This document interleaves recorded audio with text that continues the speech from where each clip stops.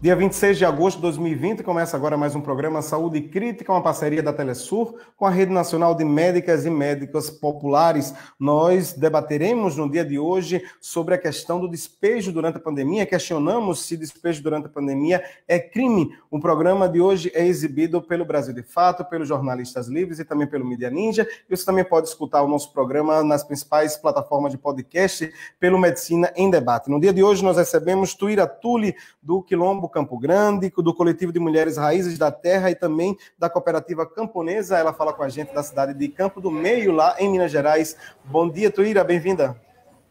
Bom dia André, bom dia Joelson. É importante estar aqui no dia de hoje para que a gente possa fazer esse debate tão importante nesse momento do que a gente está vivendo. Joelson também nos acompanhando da cidade de Caruaru, ele que é médico do Movimento Sem Terra e também pertence à Rede Nacional de Médicas e Médicos Populares. Bem-vindo, Joelson. Olá, gente. Olá, André, Tuíra. Tudo bom? Coisa boa a gente estar aqui somando luta e somando forças para seguir nessas trincheiras aí, combatendo as injustiças. Muito obrigado aos dois, pela participação, pela disposição de participar do nosso programa. E antes de continuar, de iniciar, na verdade, esse debate sobre o tema despejo durante a pandemia é crime, nós vamos ver uma matéria que Nátio Lemos e Júlia Nassif, nossa equipe em São Paulo, eles dois prepararam para a gente, para ambientar esse debate, para contextualizar o nosso tema de hoje. Vejamos. Relatório especial da ONU sobre direito à moradia afirma que houve uma aceleração nos despejos e demolições de casas em todo o mundo e o Brasil está em foco no alerta. Embora alguns governos tenham posto em prática proibições temporárias de despejos forçados, mais de 11.000 pessoas foram expulsas das suas casas no Brasil e no Quênia, e outras estão em risco de despejo. Em Minas Gerais, as famílias sem terra que praticam agroecologia há 20 anos no acampamento Quilombo Campo Grande sofreram um despejo depois de 3 dias de assédio e repressão. No fundo, nós não acreditávamos que seria possível tamanha covardia em meio a toda essa pandemia. E acho que é isso um pouco o sentimento do povo brasileiro.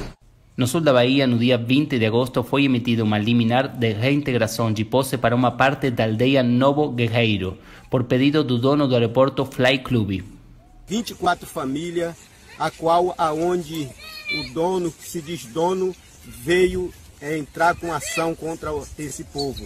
E essas famílias hoje não têm para onde ir. A lógica extrativista se repite nas cidades. Nesta semana, a Polícia Militar do Rio de Janeiro despejou a Casa NEM, espaço que abriga 50 LGBTIs, num projeto social capacitado nos últimos dias para a produção de 12.000 máscaras. Na região central de São Paulo, o histórico processo de gentrificação piora. A população em situação de rua na capital subiu 53% em função da crise econômica. No centro expandido da cidade tem 40.000 imóveis vazios, enquanto 25.000 pessoas estão sem teto. Nos primeiros dias da onda de frio já morreram pelo menos 5 pessoas. Quando você tem uma situação de muita gravidade humanitária e você retira até coisas que já existiam, como aconteceu ali na região da Cracolândia, para mim é uma tentativa praticamente de matar as pessoas. Acho que, sim, a gente vê que tem uma utilização da pandemia, sim, para você... a gente está falando de muitas outras coisas, as pessoas estão muito preocupadas com as suas vidas, a classe média, todo mundo, e você avança contra as pessoas que estão em situação de rua. Brasil tem um déficit de 8 milhões de moradias. Enquanto a OMS recomenda que as pessoas fiquem em casa, cada semana a população mais vulnerável corre risco de ficar sem casa. Esse é um pouco do debate, né, que nós vamos fazer no dia de hoje sobre a questão do despejo durante a pandemia. E aí eu queria começar com a Tuíra Tule, que recentemente ela, junto com os camponeses do Quilombo Campo Grande, desse acampamento que está na cidade de Campo do Meio, em Minas Gerais, que resistiram bravamente durante 3 dias a uma investida da polícia que acabou por destruir a escola, um espaço de produção coletiva. Eu queria começar com você, Tuíra, relatando para a gente o que foi esse despejo, de que forma vocês estão vendo, se você pudesse falar de uma maneira, resumindo para a gente, mas de uma maneira geral, do que aconteceu aí em Campo do Meio. Primeiro, André, falar que o despejo ainda continua. A gente ainda denunciamos que os tratores ainda estão aqui ilegalmente invadindo nossas áreas, né? Então, áreas do nosso assentamento, área dos nossos acampamentos. Mas foi no dia 12, então, de agosto, que começa às 6 horas da manhã, a gente resistiu firmemente às 56 horas. Nós denunciamos, primeiro, a ilegalidade da reintegração de posse, no sentido do limite dessa área, mas nós denunciamos principalmente a covardia do governador Zema de, nesse momento de pandemia, a gente fosse, então, obrigado covardemente a se expor dessa forma. A gente, junto com a campanha do Despejo Zero, denunciamos a todo o Brasil isso que a gente vem sendo, né? Se despejo fora da pandemia já é um crime, nesse momento, retirar as pessoas dos seus locais, das suas casas e expor ela a essa situação, ao vírus, para nós foi muito difícil que a gente viveu aqui. Mesmo com toda a segurança, com álcool, gel, com máscaras, a gente ficou aqui sitiado mais de 24 horas, sem conseguir ter acesso à nossa própria produção para se alimentar, sem ter acesso à imprensa, nossos advogados. Então, o que a gente viveu aqui, a gente foi covardemente exposto ao vírus. O que a gente viveu aqui, em muitos momentos a gente teve que pegar as mãos uns dos outros, a gente teve que trocar, né, compartilhar o copo pela situação que a gente estava aqui. Não só nossa, também se juntaram aqui mais de 6 batalhões da polícia, era um aparato de mais de 250 policiais de várias cidades aqui da região metropolitana também. Enfim, nesse sentido, a gente denunciou o Zema pela covardia e pedimos também, a gente teve um apoio muito importante da sociedade de denunciar isso que a gente viveu nesse momento, onde que o Brasil já tem mais de 112 mil mortos, que essa gripezinha que o nosso governador e também o nosso presidente Bolsonaro falava, já matou tanta gente, né? Exatamente. Eu queria também aproveitar o Joelson, que é médico também do Movimento Sem Terra, e desde o ponto de vista da saúde, você enquanto profissional da saúde, perguntar o que é essa operação, que risco é esse, né? Para além de despejar, de retirar as pessoas, o risco também sanitário dessa operação, lembrando que em Minas Gerais, justamente na semana que realizou esse despejo, aumentou tanto a questão de contágios quanto de mortes, né? Houve um aumento em Minas Gerais. Queria perguntar a você, Joelson, sobre como você avalia essa operação da Justiça, do governo de Minas Gerais, da falta de ação do governo federal. Bom, é um descaso muito, uma covardia, né? Um descaso com a saúde da população, porque ao você colocar, né, um aparato militar para dispersar famílias e também uma covardia por querer aproveitar do momento, como eles mesmos falaram, de deixar, né, de querer passar a boiada. E isso tem um grande problema, porque ali vive pessoas de idades diversas, grupos de risco, pessoas com diabetes, com hipertensão, e que nesse momento, por conta do conflito, o ponto de vista da saúde mental, vai descontrolar todas essas doenças, né? E, ademais, a gente tem o estresse que é causado, né, por essa situação de encurralar, né? Então, isso vai gerar um estresse no organismo e vai baixar a imunidade. Então, é um perigo muito grande, ademais da aglomeração, né, da dispersão. A gente viu nos vídeos, corre, vem, né, atiram. E aí, esse movimento ele é propício a aumentar a transmissão na região, ademais da quantidade de militares que vêm da cidade, que, né, possivelmente também pode ajudar na disseminação da doença. É basicamente você utilizar como se fosse uma arma biológica frente ao povo nesse momento agora. Então, é preocupante, vai contra as normas da OMS, né, de controle da pandemia. Sobre antes da gente continuar sobre esse debate mais amplo do despejo no Brasil, eu queria continuar sobre a questão do Quilombo Campo Grande. E, Tuíra, se você pudesse comentar para a gente o histórico dessa terra, né? Porque nós estivemos, inclusive, em uma das ações, em uma das tentativas de despejo, né? Estivemos cobrindo em campo, agora, por conta da pandemia, nós estivemos aqui cobrindo, acompanhando, através desses relatos, da produção do próprio Movimento Sem Terra. Tuíra, fala um pouquinho para a gente do histórico dessa terra. Que terra é essa que vocês estão lutando há mais de 20 anos? O Quilombo Campo Grande, nós estamos aqui no município de Campo do Meio, numa antiga usina de cana-de-açúcar que faliu no final da década de 90 e que, além de falir, degradou a terra, o solo e abandonou as terras. Abandonou não só as terras, abandonou também os trabalhadores. Mais de 2.000 trabalhadores ficaram sem receber seus direitos. E foi com esses trabalhadores que a gente fez as primeiras ocupações desse território.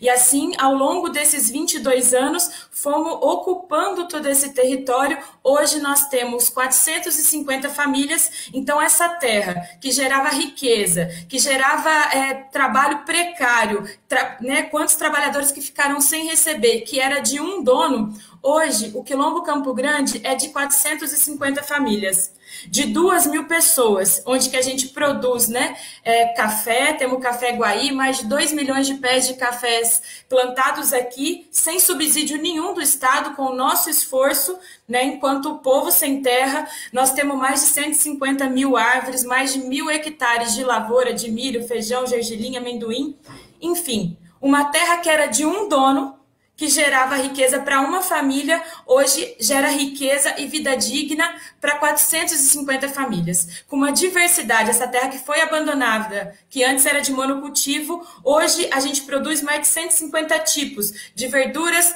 frutas, legumes, grãos e uma diversidade muito grande.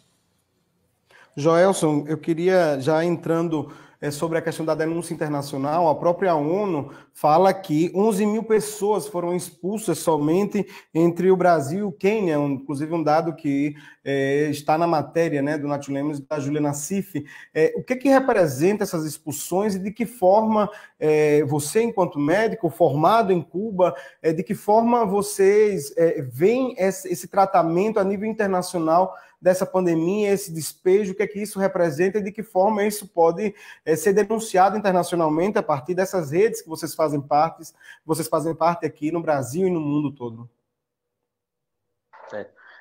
Então, o capitalismo, de toda forma, ele também está em crise, e aí dois elementos do capitalismo agora que nunca deixaram, na verdade, que é o patriarcado e o colonizador, né? Então, internacionalmente, esses governos, alguns governos, estão tratando de aproveitar covardemente esse momento para estar causando esses despejos, né, de expulsar as pessoas. E aí há alguns estudos de que o pós-pandemia, possivelmente a gente vai estar com as empresas cada vez mais amplas, né, maiores, né, e terreno. Então, essa luta de território, que é a disputa por território e por terra, né, e que de uma forma desigual, onde você vê pessoas, né, organizações, frente a todo um aparato do Estado, a polícias, a exército, a tropa de choque. Internacionalmente, é muito importante a gente denunciar, porque agora a gente está numa pandemia, do ponto de vista do risco à saúde da população, está posto em jogo, e não só daquela população que está sendo expulsa, né, ou que está sendo prejudicada, mas sim para o controle no mundo inteiro da epidemia, né? Então, afetou a todas as partes do mundo. A gente sabe que o isolamento social agora e garantir alimentação para essas famílias e acesso ao serviço de saúde são as medidas iniciais que vão salvar vidas, né? Então, a gente vê que alguns governos de caráter genocidas, de caráter de extrema-direita, estão se aproveitando desse momento para poder fazer esses desalojamentos, que já existiram em outras histórias no capitalismo. Em crises é quando se aproveita para fazer alguns avanços, né? Porque a gente está em choque. A doutrina do choque, Naomi Klein vai tá trazendo isso. Então, esse momento de choque é um momento de aproveitar. Então, a gente está em guerra constante e o inimigo tratando de ganhar território durante a pandemia. É muito importante que a gente siga denunciando, e esse trabalho jornalístico, trabalho, né, e denunciar por conta da vida, que é salvar vidas agora, né, que a pandemia está matando essas pessoas mais pobres, os negros, né, e as pessoas que não têm muito acesso à alimentação. Então, é um ato de solidariedade que precisamos estar fazendo e de extrema denúncia. O Ricardo Salles, né, ministro do Meio Ambiente, falando sobre a Amazônia, sobre o meio ambiente, falou de aproveitar o momento que a imprensa está falando sobre a pandemia para passar a boiada em relação ao meio ambiente, uma relação que a gente pode trazer também para o caso dos despejos. Sobre esses despejos recentes que o Nátio já mostrava, Nátio e Júlia Nassif mostravam na matéria, sobre os pataxós lá na Bahia, que foram despejados, índios pataxós, as travestis da Casa Nem, aqui no Rio de Janeiro, foram despejados, os campesinos do Quilombo Campo Grande, também houve uma desocupação, um despejo na favela Taquaral, em Piracicaba, em São Paulo, que era uma comunidade basicamente de haitianos. Eu queria perguntar a Tuíra, indígenas, travestis, campesinos, haitianos, por que existe alguma relação entre essas pessoas que estão sendo despejadas, Tuíra? Eu acho que é isso que o Joelso traz, nesse sentido, a disputa do que a gente está dizendo de projeto de sociedade. Eles colocam o lucro acima da vida, diferente de nós, que colocamos a vida em primeiro lugar. Então, a exemplo disso, o que a gente viveu no Quilombo Campo Grande é uma disputa entre o modelo da agroecologia, que pensa o ambiente, que pensa a família, que pensa a diversificação da produção, que pensa a produção de alimento, ao invés desse modelo excludente do agronegócio, que é extremamente patriarcal, que é extremamente explorador, que é extremamente, que visa somente o lucro e que produz commodity. Nesse sentido, do que a gente está vivendo na nossa sociedade, é o escancaramento, né, disso que a gente está dizendo, dessa política do ódio, dessa política da morte, e os despejos, eles são a forma com que isso está aflorando, dessa disputa de projeto de sociedade do que a gente está vivendo. Sobre essa questão dos despejos, eu queria também perguntar ao Joelson de que forma vocês também estão acompanhando desde o ponto de vista da saúde, porque assim como aconteceu no Quilombo Campo Grande, aconteceu também com os pataxós na Bahia, de que forma vocês estão vendo essa ação do governo? E também te pergunto sobre a questão da direção de saúde do Brasil, que continua sem ministro da saúde por mais de 100 dias. Queria saber de você como é que vocês estão acompanhando desde o ponto de vista sanitário essas ações do governo e a falta de comando no Ministério da Saúde, inclusive para evitar situações como essa, ou pelo menos para mediar essas situações. A gente tem, em alguns pontos de vista, temos feito algumas denúncias, né, por descasos do próprio Estado e das políticas públicas que, né, utiliza dessa forma e usam o racismo ambiental, o racismo, né, aos povos, como uma forma de não levar políticas públicas. E aí, essa falta do ministro, esse descaso com a saúde, né, tem uma intencionalidade do próprio governo, mas o ministro que está lá dentro é uma pessoa, o ministro interino é um militar, né, e que está reforçando nessa disputa de projetos e na disputa de território. Então, nós temos feito essas denúncias, em alguns acontecimentos de despejos também, nós do setor de saúde temos feito reuniões e estamos prestando algumas assistências às famílias, principalmente do ponto de vista da saúde mental, né, da alimentação e do controle de algumas dessas doenças. Porque se aguardamos do Estado, as pessoas vêm a morrer, porque quando acontece isso, o próprio serviço de saúde, né, acabam se distanciando desses povos, dessas famílias, desses territórios, né? E o serviço de saúde tem esse dever, né, está por obrigação desse dever, onde está com as políticas públicas, prestar acesso e cuidar da população. Mas quando isso acontece, quando a gente vê o presidente, né, um descaso da saúde, causando esses atos racistas e, e de despejos contra os povos indígenas, os povos negros, os povos sem terra, o povo pobre, e isso rebate no sistema de saúde. E alguns estabelecimentos de saúde acabam não priorizando esses povos, né? E aí gera um racismo institucional e, consequentemente, descaso e aumento de morte. Então, nossas saídas sempre está denunciando, porque o povo tem direito a esse acesso e a um serviço de saúde de qualidade, porque nós temos um sistema único de saúde, uma vitória do povo historicamente, mas, ao mesmo tempo, também temos que construir algumas alternativas com os povos para que, né, e com as pessoas, para que isso não venha a cobrar mais vidas ainda.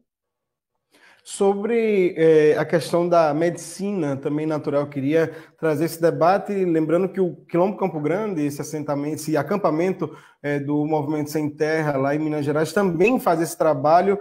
Num debate passado, no Saúde Crítica, nós já debatíamos sobre a questão da medicina dos povos, né, da medicina natural, nesse enfrentamento à pandemia. Eu queria que a Tuíra falasse um pouco sobre esse trabalho que vocês estão fazendo e qual a importância que tem esses medicamentos naturais, não somente para um momento de pandemia, mas por toda a vida, por uma melhor qualidade de vida, por utilizar uma outra forma de medicamento, com outro conhecimento, um conhecimento que vem justamente do histórico desses povos, né, da vivência desses povos. Pois é, a gente tem aqui, eu faço parte, né, a gente ajudamos a fundar o nosso coletivo de Mulheres Raízes da Terra desde 2010, justamente nesse sentido, de resgatar esse conhecimento que a gente tem aqui sobre as nossas plantas, né, que a gente está num bioma de transição entre o Cerrado e a Mata Atlântica, com uma diversidade incrível de plantas medicinais. Nesse momento, né, a gente tem mais de 50 mulheres envolvidas no coletivo de Mulheres Raízes da Terra, entre a produção das plantas medicinais num processo de uma horta, né, certificada orgânica, que a gente tem há mais de 6 anos, e também no processo dessas plantas medicinais, nos fitoterápicos e alguns cosméticos naturais.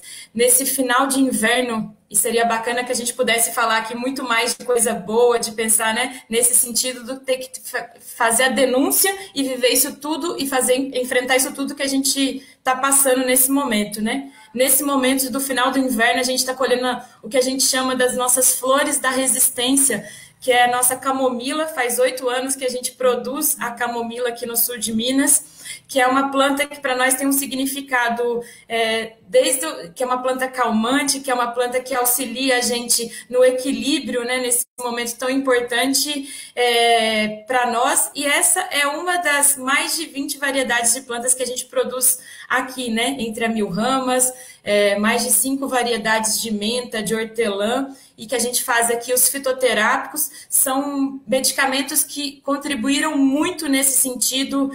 Desde março, a gente está junto com as famílias, né, com a tintura de alho, com o própolis e com algumas homeopatias também, fazendo, nesse sentido, um trabalho para aumento da imunidade, para a gente conseguir, né, estar equilibrado nesse momento. E é também com esses medicamentos, né, com os fitoterápicos, que a gente vem auxiliando as famílias que foram despejadas, seja com a nossa forma de lidar, que ela é muito também no sentido da prevenção, do cuidado, da acolhida. A gente sabe que quando a nossa cabeça não está boa, o nosso corpo também não está bem. Então, nesse sentido, a importância do que nós, enquanto mulheres, né, a partir da auto-organização, gerando renda, mas também fortalecendo esse instrumento importante para nós do MST, que é o setor de saúde, no sentido da acolhida e do cuidado, de forma ampla da vida, né? Perfeito. Joelson, agora eu queria que você, nesse momento, né, de pandemia, tantos meses já com essa pandemia, os números continuam acima de 1.000 mortes, a média, né, aqui no Brasil, a contaminação continua, o Brasil, segundo país mais afetado no mundo. Joelson, qual o recado que você manda para as pessoas que estão vendo o nosso programa? O que é importante nesse momento? Minha gente, então, muito importante nesse momento é a gente entender a solidariedade. Precisamos muito de muita solidariedade, solidariedade da luta, solidariedade entre os povos, solidariedade daqueles que adoecem. E a solidariedade, ela vem carregada do cuidado, né? E o cuidado, ele tem a acolher, né? E ele tem o não julgar, é a gente acolher a quem precisa. Dizer de que, apesar de todos os despejos, de toda essa luta contra nós, a gente não vai desistir. Temos um grande histórico de luta por trás, que passou, e temos um horizonte e muitas utopias pela frente, que é o que faz a gente estar vivos hoje e nos faz lutar. Fazer um chamado à cidade, ao campo, nesse momento agora, quanto mais a gente estiver unidos, né, em busca de um bem comum, que agora é salvar vidas, né? Estamos todos os dias, hoje estamos a mais de 115 mil pessoas mortas no Brasil. E não temos mais ainda, não por conta do governo, e o governo tratando de fazer, dizendo que está controlando a pandemia. A solidariedade é o que tem salvado muita gente, os agentes populares, e a luta. E solidariedade não é dar o que falta. Aprendemos muito com Cuba, com o nosso comandante em chefe Fidel Castro. Solidariedade é ofertar o que o outro precisa e não o que nos sobra. E nesse sentido, seguiremos com solidariedade, seguiremos com luta e seguiremos cuidando do nosso povo, acima de tudo, em busca de um mundo melhor para todos e todas. Esse é o nosso recado. Perfeito, Joelson. É sempre um prazer ter os médicos, os profissionais de saúde e as médicas aqui no nosso programa, passando, né, para além desses cuidados estritamente com a saúde, esse cuidado de solidariedade com o povo, que também tem a ver com a nossa saúde, para que a gente se mantenha vivo. Tuíra, eu queria agora aproveitar esse finalzinho do programa, que você falasse, nesses momentos finais, esse processo de reconstrução da escola, esse processo de reerguer o que foi destruído pelo Estado em plena pandemia. Se pudesse falar dessa resistência, vocês resistiram, houve o despejo em uma parte lá do acampamento, e agora existe um processo, uma mobilização para a reconstrução. Se pudesse falar para a gente, Tuíra. Foi despejado aqui no Quilombo Campo Grande 14 famílias, 36 pessoas, 16 crianças. Foi despejado, foi destruído a nossa escola. Foi destruído o nosso centro de saúde. Foi destruído muita coisa. Foi destruída a nossa produção. Foi destruído muitos pés de café, foi destruído mais de 200 árvores que a gente plantou, mas não foi destruído nossos sonhos. Esse despejo, para nós, quando a gente resistiu, a gente não resistiu só por conta do nosso território, da nossa terra e das nossas famílias. A gente resistiu porque a gente queria dar um basta nessa política do ódio e dizer que a luta popular é capaz de fazer isso.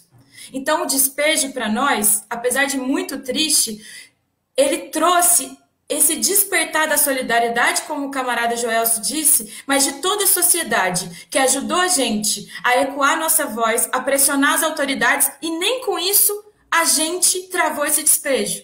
Mas a gente resistiu. A gente resistiu não só nós do Quilombo, a gente resistiu enquanto classe trabalhadora. E colocamos de novo a centralidade que tem a luta popular no que a gente vive, de dar o basta nessa situação, dessa política da ódio, essa política da morte, e a gente tem um compromisso, enquanto MST, enquanto Quilombo Campo Grande, de reconstruir tijolo por tijolo, de cada casa que foi quebrada, da nossa escola, e não vai ser mais uma escolinha. A gente está chamando essa nossa escola do nosso grande centro de formação, no nosso polo do conhecimento agroecológico. A nossa salinha da saúde não vai ser mais pequenininha, porque a gente sabe do que é a referência do que a gente vem fazendo nesses 22 anos de resistência, e que a gente que teve muita solidariedade com toda a classe trabalhadora, nesse momento a gente recebeu essa solidariedade. E é um compromisso nosso, então, junto com a sociedade, de reconstrução do nosso território, das nossas casas, da nossa escola, do nosso centro de formação, do nosso centro de saúde, e que a gente continua sendo essa semente de esperança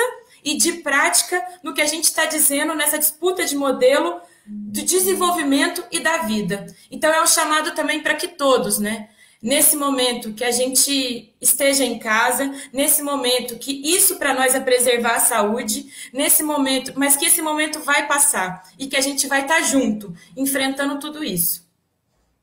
Perfeito.